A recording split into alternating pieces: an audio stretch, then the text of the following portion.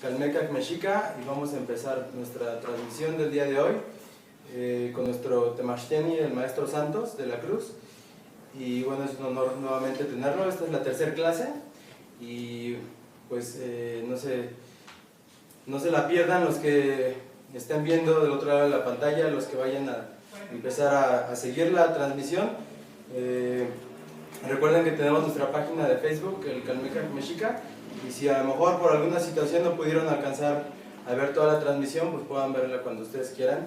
Solamente busquen la página, le pueden dar like y ahí se van enterando de todas las clases que vamos a estar impartiendo. Entonces pues es un honor para mí tener aquí otra vez al Maestro Santos. Bueno, el 12 de agosto y el 13 conmemoramos la caída de México Tenochtitlan y pues es un día muy fuerte, muy importante que conmemorar.